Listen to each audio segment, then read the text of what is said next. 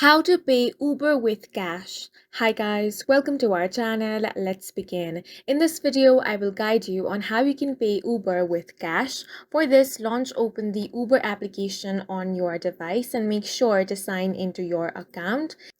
Now, on Uber, you first have to set up your payment method. For that, tap on the account option, then tap on the payment option. Here, you have to tap on the Add Payment Method option, and the payment method that you select will be used at the end of your Uber trip.